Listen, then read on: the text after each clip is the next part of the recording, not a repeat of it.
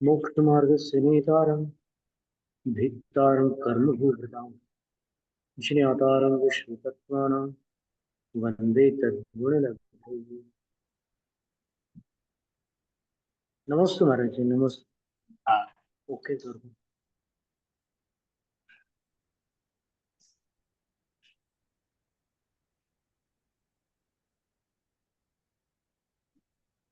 यहाँ दादाजी का प्रश्न है कि सम्यक मिथ्यात्व को क्षायोपशमिक भाव क्यों कहा। तो उसको पिछली बार अपन ने पढ़ा था टिप्पण में,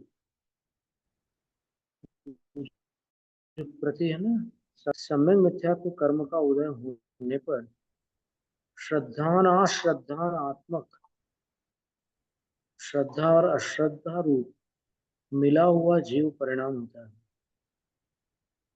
उसमें श्रद्धानांश सम्यक्त है। सम्यक मिथ्यात्व कर्म का उदय उसका अभाव करने में असमर्थ है, इसलिए सम्यक मिथ्यात्व को क्षायोपशमिक कहा। यानी सम्यक मिथ्यात्व उसका सर्वघात नहीं कर सकता। तो जिस भाव में सर्वघात नहीं होता उसको क्षायोपशमिक भाव कहते हैं।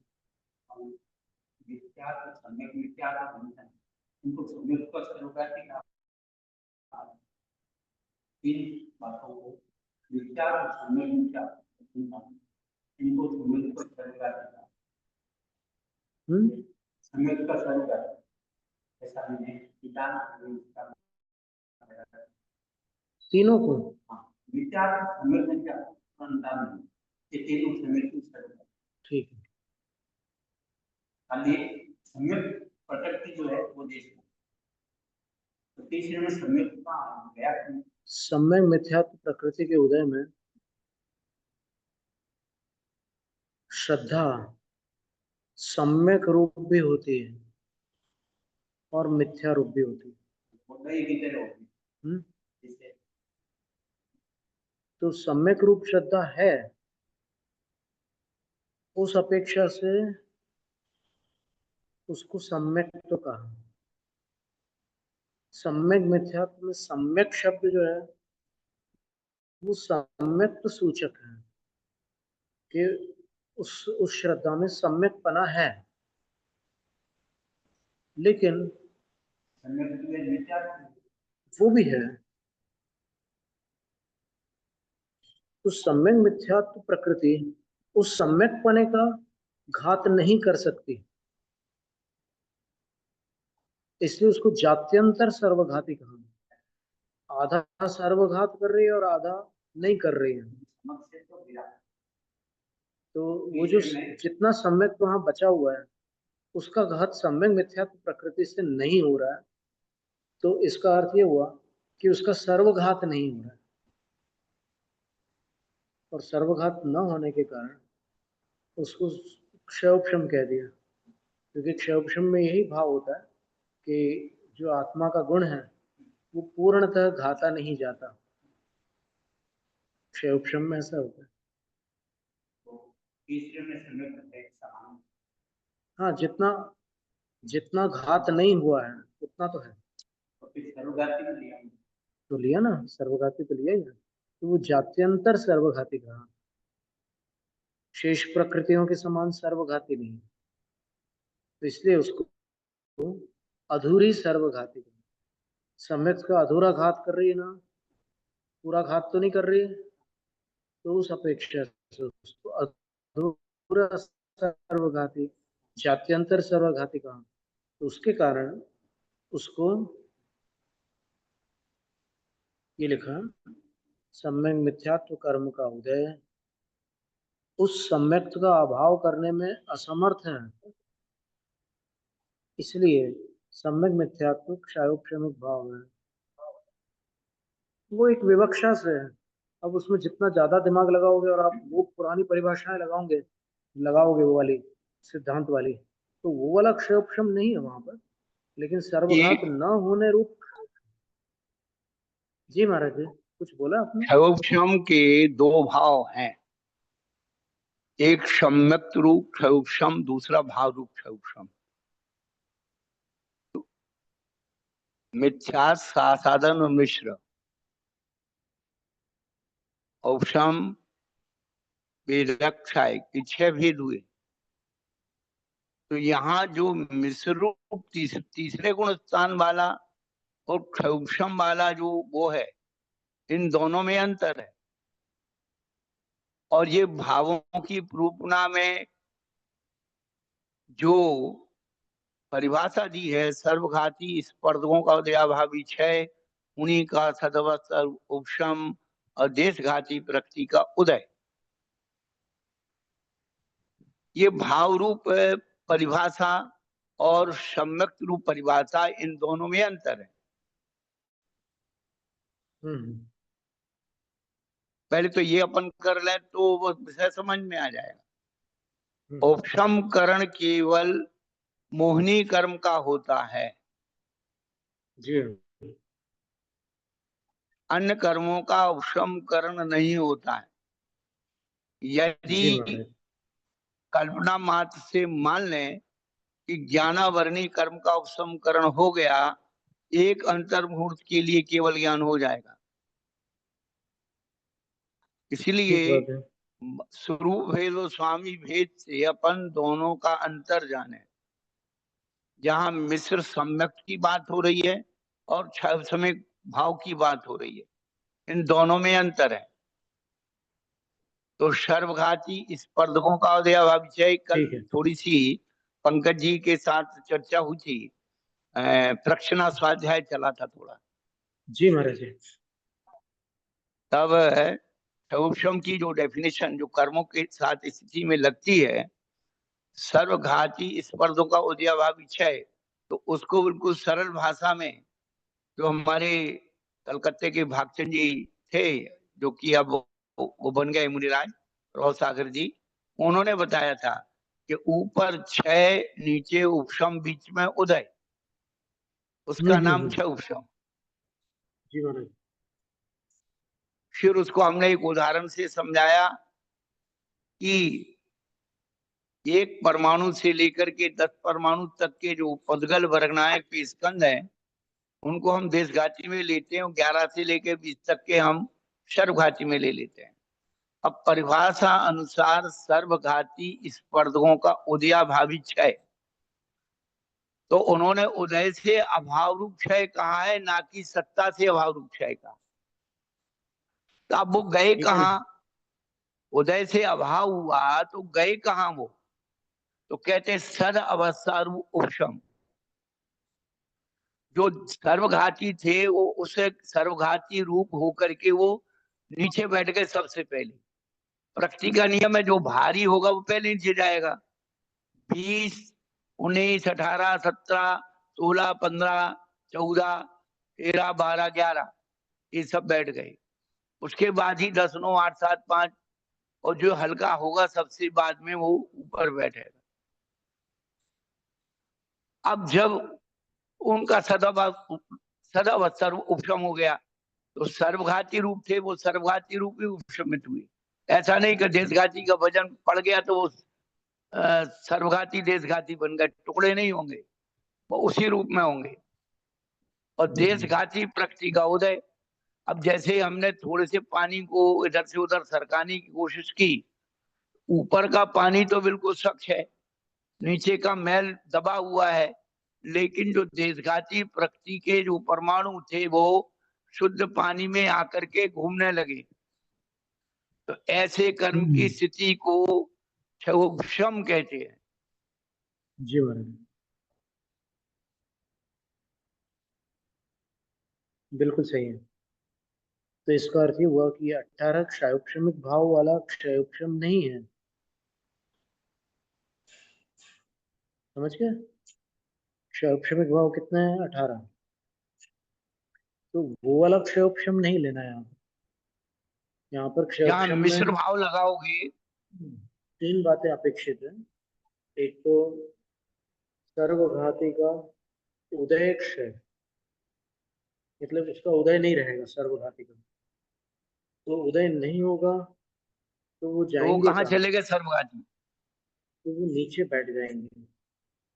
सत्ता में सदा अवध सर्व उपशम। सर्वार्थ सिद्धि में। जैन सिद्धांत प्रवेशिका में पंडित गोपाल दास वरैया जी ने उदयाभावी क्षय और सदवस्था रूप उपशम का सर्वार्थ सिद्धि में सदुपशम, उदय क्षय और सदुपशम का अभिप्राय वही है कि वो नीचे है। अब बीच में देशघाती का उदय रहेगा। क्षयोपशम के सैद्धांतिक विधि प्रक्रिया ये है कि देशघाती का उदय साथ में रहेगा ही रहेगा और सर्वघाती का उदय नहीं रहेगा और वो सत्ता में पड़े रहेगी चुपचाप नीचे, उदय को प्राप्त नहीं हो पाएगी। ऐसी स्थिति में जो जीव का अनुजीवी गुण है उसका पूरा घात नहीं हो पाएगा। तो उस भाव को,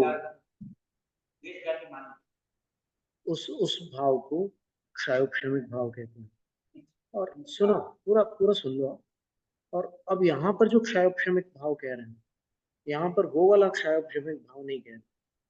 यहाँ पर ऐसा कह रहे हैं कि कोई ऐसी एक भिन्न जाति है, सर्वघाती प्रकृति है, शेष सर्वघाती प्रकृतियों से थोड़ी सी अलग है, इसलिए उसका नाम जात्यंतर सर्वघाती। सम्यक मिथ्यात्व प्रकृति को जात्यंतर सर्वघाती का, अन्य किसी सर्वघाती प्रकृति को जात्यंतर सर्वघाती नहीं कहा। तो वो जो प्रकृति है उस प्रकृति के उदय से सम्यक का पूरा घात नहीं हो रहा है, और पूरा घात न होने के कारण जो वहां क्षयोपशम में जो स्थिति होती है, अनुजीवी गुणों का अपूर्ण घात होता है, तो उसकी सदृशता इसमें भी पाई जा रही है। लेकिन अंदर जो करण हुए हैं या फिर अंदर जो स्थिति बनी है वो एक सी नहीं है। इसलिए 18 क्षयोपशमिक भाव में न होते हुए भी चूंकि क्षयोपशम जैसा ही यहाँ पर अधूरा घात हो रहा है, इसलिए उसको क्षयोपशमिक भाव कह रहे हैं, तीसरे में सम्यक है ऐसा मान है ना? वो तो दही और विजय से होने दो, क्या निकालना, दही और गुड़ जैसी स्थिति होने दो। तीसरे में सम्यक को वचन है। दही और गुड़ की जो स्थिति है उसमें गुड़ का स्वाद है। उनका दही का भी शुद्ध बात हाँ, तो गुड़ का अगर स्वाद उसमें आ रहा है तो फिर वो सम्यक तो है, और दही का स्वाद आ रहा है तो मिथ्यात्व भी है, दोनों है।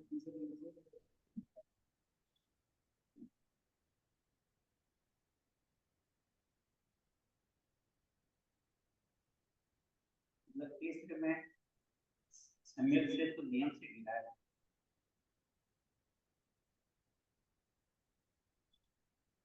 इसका गिरने के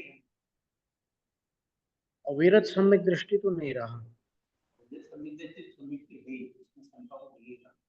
और ये इसलिए नहीं रहा वो क्योंकि उसके सम्यक मिथ्यात्व प्रकृति का उदय आ गया। तो जात्यंतर सर्वघाती है तो वो किसी अपेक्षा से कुछ घात तो हो रहा है उसमें, तो वैसा वाला सम्यक तो नहीं है जो चौथे में है, बल्कि मिथ्यात्व से मिश्रित सम्यक है। राजवार्तिक में लिखा है, दर्शन मोहिनी प्रकृति है और क्षयोपशमिक भाव चलता है 12वें ग्रोथांतर।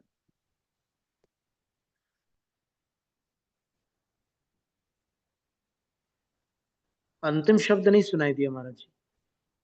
क्षयोपशमिक भाव 12वें ग्रोथांत तक चलता है, ठीक है ना? क्योंकि ज्ञानावरण और ये दर्शनावरण, तीसरे ग्रोथांत वाला मिश्र प्रकृति का, ये दर्शन मोहि की प्रकृति का मिश्रण है।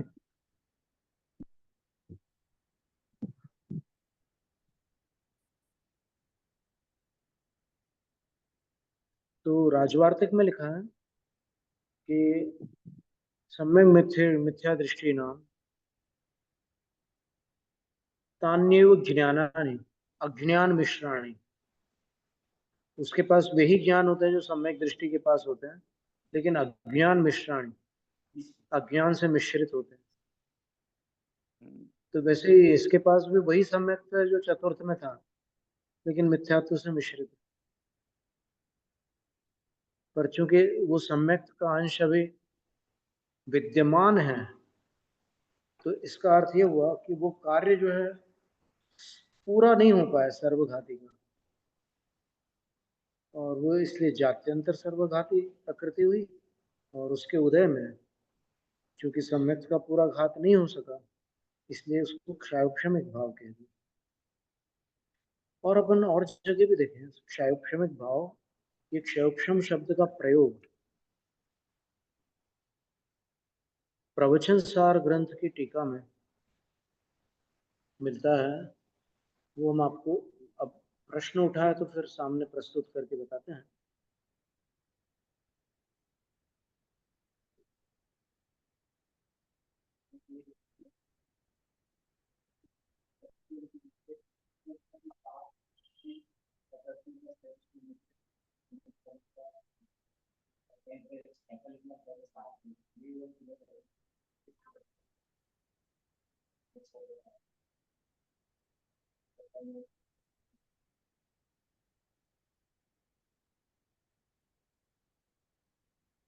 ये ज्यादा कठिन ना हो जाए ये विषय। प्रवचन सार की 157वीं गाथा है। ये सम्यक मिथ्यात प्रकृति जो है, मिथ्यात के जो 3 टुकड़े हुए स्वामी जी, हाँ जी। मिथ्यात सम्यक प्रकृति। हाँ सम्यक जी। प्रकृति का कार्य है जन्म लगाना, दोष लगाना, वो सम्यक के साथ है।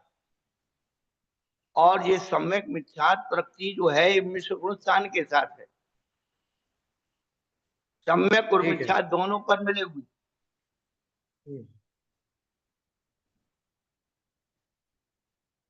ठीक है, तो हम महाराज जी एक निवेदन कर रहे थे क्षयोपशम शब्द को लेकर, हाँ हाँ, उसके विषय में प्रवचन सार के दूसरे अध्याय में ये लिखा है कि विशिष्ट क्षयोपशम दशा विश्रांत दर्शन चारित्र मोहनीय पुद्गलानुवृत्ति परत्वेन परिगृहित शोभनोपरागत्वात् परम भट्टारक महादेवादिदेव परमेश्वर आर्हत सिद्ध साधु श्रद्धा ने समस्त भूत ग्रामानुकंपा चरणे च प्रवृत्त शुभ उपयोग। शुभ उपयोग को परिभाषित किया। शुभ उपयोग क्या है? तो बोले विशिष्ट क्षयोपशम दशा में विश्रांत दर्शन और चारित्र मोनीय के पुद्गलों की अनुवृत्ति में तत्पर होने से परिगृहित शोभन उपराग, जिसने शुभ उपराग को परिगृहित किया, और फिर प्रवृत्ति क्या हुई? तो बोले परम भट्टारक महादेवादिदेव, परम भट्टारक महादेवादिदेव परमेश्वर अरहत सिद्ध, इनके और साधुओं के श्रद्धान में प्रवृत्त हो गया वो उपयोग, और समस्त भूतक ग्रामानुकंपा चरणी से प्रवृत्त, फिर सब प्राणी समूह के प्रति अनुकंपा के आचरण में भी वो प्रवृत्त हो गया। तो ऐसा उपयोग शुभ उपयोग है। तो इसमें जो क्षयोपशम दशा लिखी है, वो क्षयोपशम दशा का अर्थ यहाँ पर वो सिद्धांत वाला क्षयोपशम नहीं है। क्यों नहीं है? तो उसका समाधान आपको पंचास्तिकाय में जाकर के मिलेगा। पंचास्तिकाय में कहाँ जाना पड़ेगा तो अपन देख लेते हैं। 138वीं गाथा में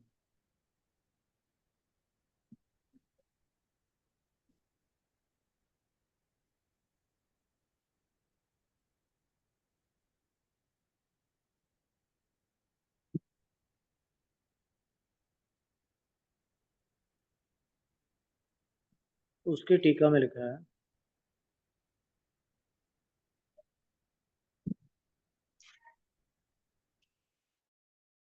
तत् मंद कषाय से जो अकल वह अकलुषता कादाचित्क, गाथा 138, कादाचित्क, संस्कृत में दूसरी पंक्ति देखिए, तत् कादाचित् विशिष्ट कषाय क्षयोक्षमे सति अज्ञानिनो भवति।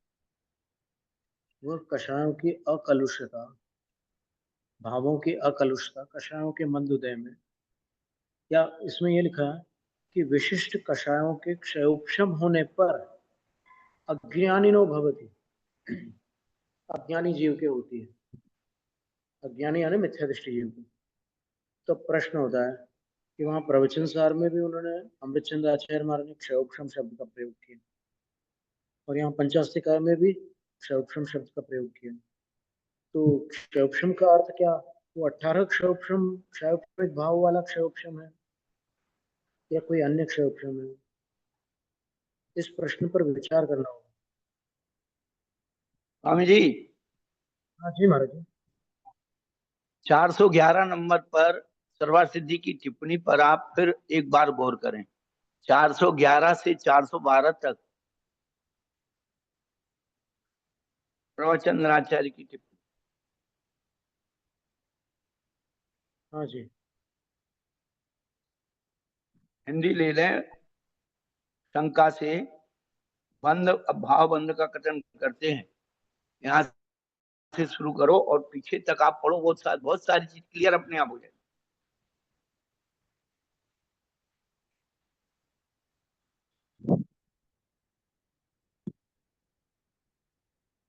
कहाँ से प्रारंभ करें? 411 पर जो अब भाव का कथन करते हैं ना, टिप्पणी वाला, हिंदी में ही कर दो। अच्छा जी। अब भाव का मिथ्या दृष्टि, ये औदैहिक भाव, क्योंकि मिथ्या प्रकृति के उदय में होता है। सासाधन समय दृष्टि के पारिणामिक भाव। शंका, अनंतानुबंधी क्रोध आदि कषाय के उदय में सासाधन गुणस्थान प्रकट होता है, तो इसे औदैहिक क्यों नहीं कहते? उत्तर, उसकी यहाँ विवक्षा नहीं है। कषाय के उदय की यहाँ दूसरे गुणस्थान में विवक्षा नहीं है, अर्थात कषाय का उदय गौण करके उसको पारिणामिक भाव कहते हैं। कैसे? तो बोले दर्शन मोह की अपेक्षा से ही मिथ्या दृष्टि आदि 4 गुणस्थानों में भाव बतलाना इष्ट है। यानी प्रारंभ के 4 गुणस्थानों में भावों का जो कथन है वो दर्शन मोह सापेक्ष है, चारित्र मोह सापेक्ष नहीं है। अतः इसलिए सासादन में सम्यक्त्व प्रकृति, मिथ्यात्व और सम्यक मिथ्यात्व रूप दर्शन मोह की तीनों प्रकृतियों का उदय, क्षय और क्षयोक्षम का अभाव होने से पारिणामिक भाव कहा है। सम्यक मिथ्या दृष्टि क्षयोक्षमिक भाव है। ये पारिणामिक भाव की विशेषता ही बता रहे हैं कि दूसरे गुणस्थान में जो मिथ्यात् प्रकृति के जो 3 भेद हैं, मिथ्यात् सम्यक मिथ्यात् सम्यक प्रकृति, इनके उदय उपशम क्षय उपशम की अपेक्षा नहीं है, इसीलिए दूसरे गुणस्थान में पारिणामिक भाव कहा है। और तीसरे गुणस्थान की बात अब आगे पढ़िए। सम्यक जी, मिथ्या सर्वघाती दृष्टि है प्रकृति। क्षयात्मिक भाव। अब फिर उसकी शंका पीछे 412 पेज पर शंका करके उसका समाधान दिया है, इसमें अपना समाधान मिल जाए। पढ़ो। शंका, सर्वघाती प्रकृतियों के उदय के अभाव में और देशघाती प्रकृतियों के उदय में जो भाव उत्पन्न होता है उसे क्षयोपशमिक कहते हैं। किंतु सम्यक मिथ्या प्रकृति को देशघाती पना तो संभव नहीं है, किंतु आगम में क्योंकि आगम में उसे सर्वघाती का है। जात्यंतर सर्वघाती सम्यक मिथ्या प्रकृति। उत्तर, ऐसा कहना युक्त नहीं है। उपचार से सम्यक मिथ्यात्व प्रकृति को देशघाती, सम्यक मिथ्यात्व प्रकृति का देशघातीपना भी सम्यक है। उपचार का निमित्त है एक देश से सम्यक का घाती होना, यानी सम्यक मिथ्यात्व प्रकृति उदय में है तो उसमें जो मिथ्यात्व का अंश है, सम्यक मिथ्यात्व, उससे तो इसका घात होगा। मिथ्यात्व प्रकृति की तरफ सम्यक मिथ्यात्व प्रकृति के द्वारा सम्यक समस्त सम्यक रूप और मिथ्यात्व रूप का घात संभव नहीं है। यानी तीसरे गुणस्थान से कोई क्षयिक सम्यक दर्शन प्राप्त नहीं कर सकता। सर्वज्ञ द्वारा उपदिष्ट तत्वों में रुचि भी अंश, रुचि को भी अंश कहते हैं। सर्वज्ञों के द्वारा उपदिष्ट तत्वों में रुचि और अरुचि रूप परिणाम को सम्यक मिथ्यात्व कहते हैं।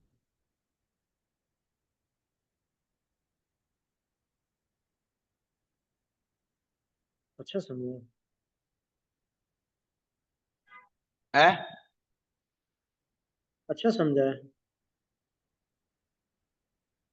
अब समझाने के बाद भी नहीं समझ में आए तो वही मानना चाहिए मिथ्यात्व का हिसाब है। वो नहीं समझने दे रहा मिथ्यात्व कर। इसलिए में वो जो दूसरा प्रसंग है ना 18 क्षयोक्षमिक भावों का, क्षयोक्षम सब शब्द सुनते ही वो एकदम स्मृति पटल पर सामने आ जाता है।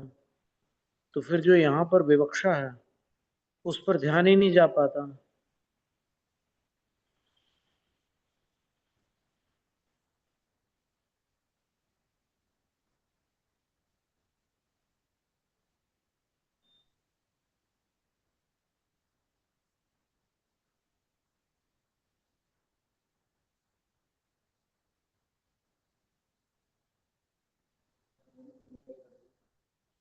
मिथ्यात्व प्रकृति की तरह समय मिथ्यात्व प्रकृति के द्वारा समस्त सम्यक रूप का घात संभव नहीं है और मिथ्यात्व रूप का घात नहीं।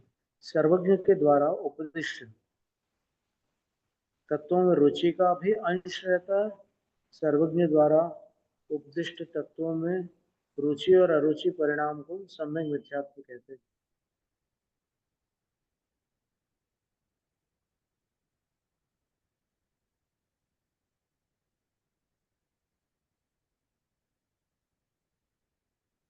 अब आर्टिकल 148 में अल्प बहुत्व का वर्णन।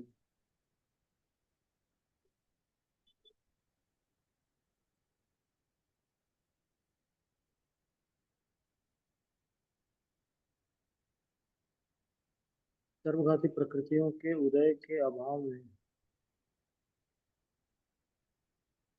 और देशघाती के उदय में जो भाव उत्पन्न होता है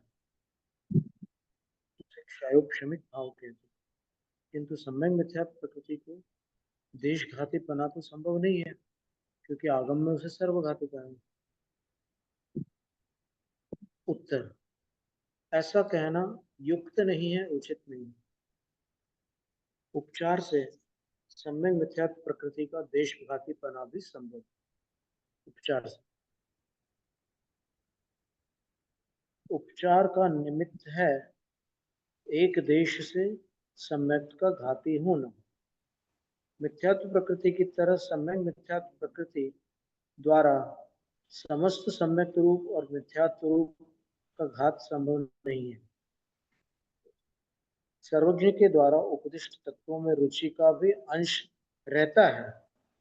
सर्वज्ञ के द्वारा उपदिष्ट तत्वों में रुचि और अरुचि परिणाम को सम्यक मिथ्यात्व कहते हैं।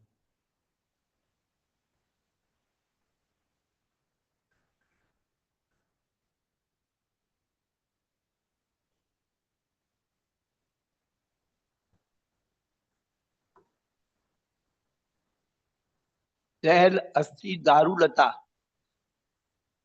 दारू के सर्वघाती और देशघाती दोनों प्रकार के अंश हुआ करते हैं।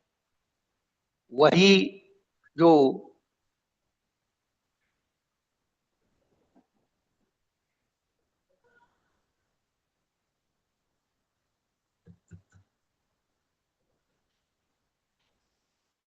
दारू का अंतिम स्थान होता है वह देशघाती रूप नरम होता है। वही जब आगे बढ़ती चली जाती है तो पीछे का तो सर्वघाती यानी जड़ बनता चला जाता है। कभी कभी आपने लकड़ी के जो डालियां होती हैं, तो उसी के कुछ अंश में तो उसका ठोसपना दिखता है और उसके आगे हरा हरा पना दिखता है। हम्म। तो जो है वही देशघाती के उपचार से उसे सर्वघाती कह दिया। ठीक है।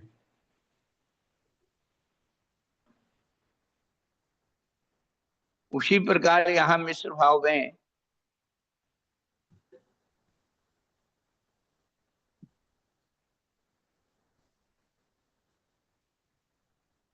ठीक है, वही घटित करना है।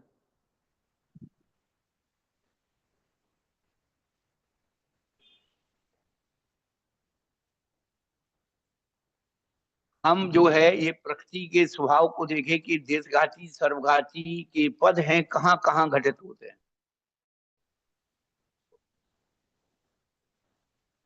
शैल, अस्थि, दारुलता,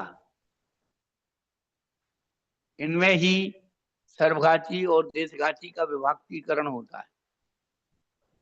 तब अपन यहां जाकर के उसे घटित कर सकते हैं।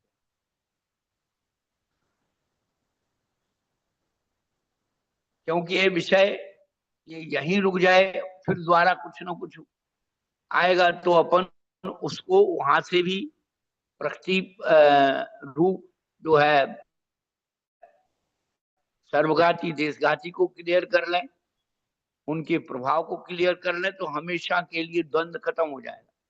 जो यहाँ उपचार से उन्होंने कहा है ना जी। कि ना होते हुए भी है, उसे उपचार कहा है।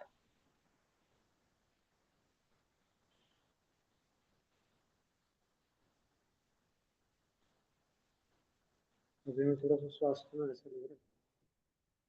रहा है, थोड़ा स्वास्थ्य में वो लग रहा है हमें आज।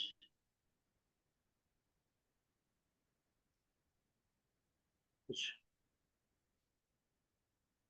अनुकूल नहीं है तो कोई बात नहीं, फिर थोड़ा सा विराम कर दो। आज इतने ही रख लेते हैं।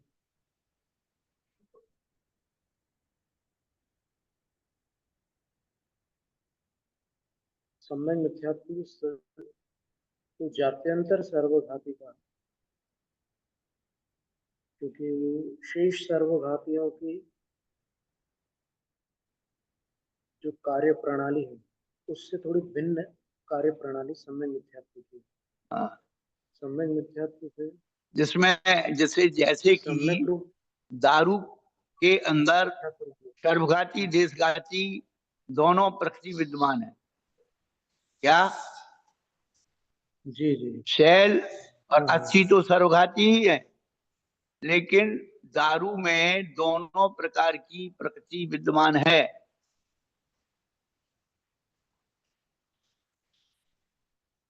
जी। तो इसको कैसे घटित करेंगे? उपचार जो शब्द दिया है कि देशघाती को हाँ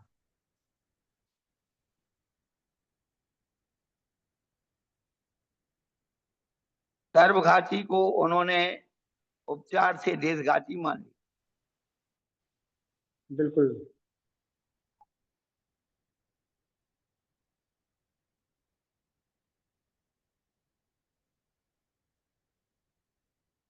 क्योंकि सबसे पहले जो दारू निकलती है, पहले वो देशघाती रूप निकलती, फिर उसमें सर्वघाती पना का कड़क कठोरपना आता। हम्म। ठीक है ना। और चिंतन कर लेना अपना, तो जो उपशम की नहीं नहीं, बहुत अच्छा बताया। अभिव्यक्ति है। हाँ, नहीं ऐसा बहुत अद्भुत है आपका एकदम। नहीं है तो आप सारा आप लोग की आशीर्वाद। नहीं नहीं, आप सामान्य श्रेणी में नहीं आते महाराज जी, आप विशेष श्रेणी में आते। मुझसे भूमिका की चर्चा करनी चाहिए।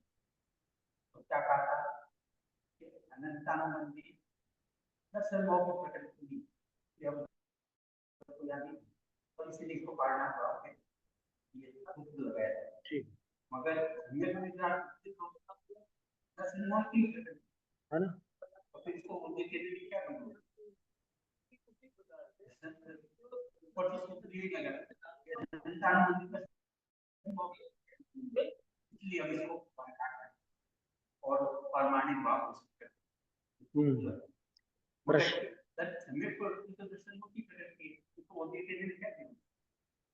इसका उत्तर धवला की पहली पुस्तक में आया हुआ है और यहाँ भी अपन पढ़ रहे थे कि इसको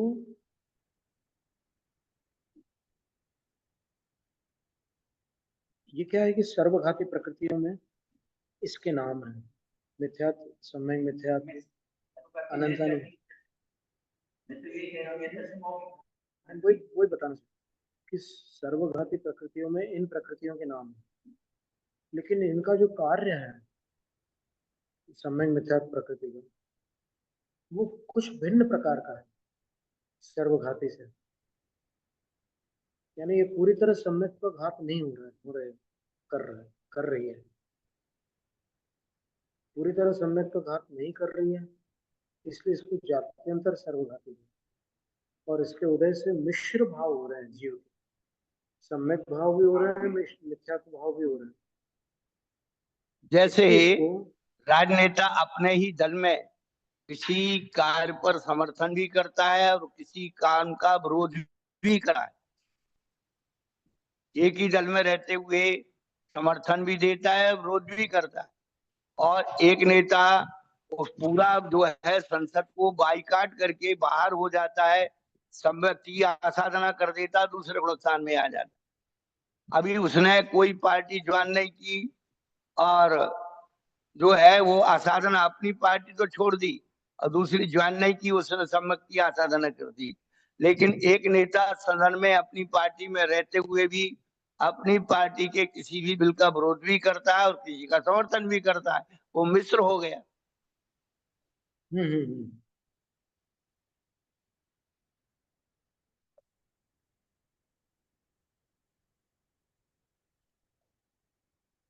यानी विपक्षी नहीं हुआ है वो। हाँ,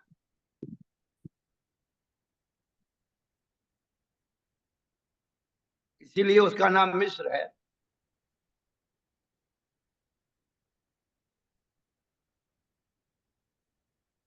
फिर अब अंतिम समाधान तो यही है कि अब आचार्यों ने कहा है तो हाथ जोड़ करके मान लो।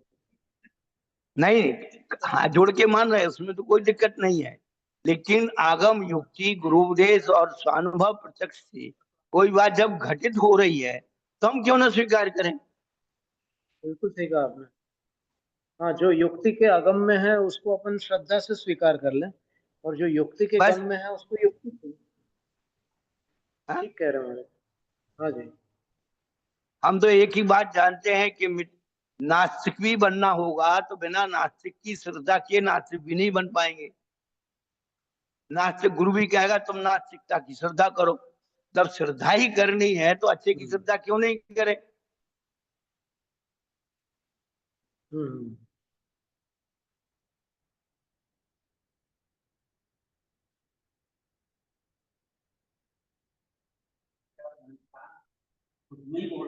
हमारे सामने सर्वार्थ सिद्धि नहीं है, हमारे सामने जीवंत पूजपाद आचार्य विद्यमान है।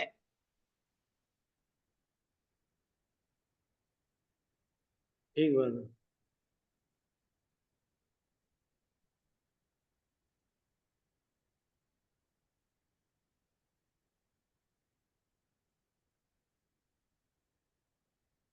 जी महाराज जी, तो आज अभी इतना ही रख लेते हैं।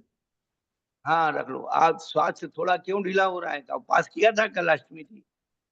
गर्मी बहुत ज्यादा हो गई यहाँ पर, अभी पानी वानी गर्मी सूख रहा ज्यादा हो है। रही। बहुत तेज हो गई गर्मी।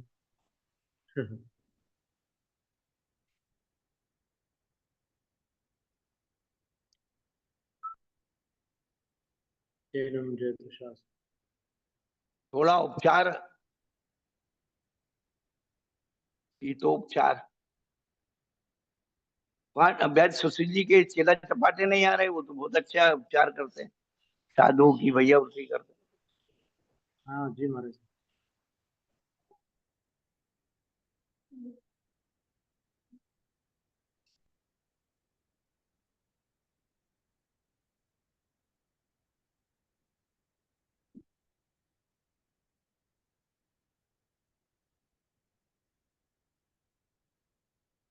नमस्ते भारती, नमस्ते। आज क्या कोई ज्यादा लोग नहीं जुड़े हैं क्या आपके झूम पर? नहीं, अभी 4 लोग बैठे हैं यहाँ पर। अच्छा। और वैसे उसमें ऑनलाइन कितने जुड़े हैं पता नहीं। हम्म।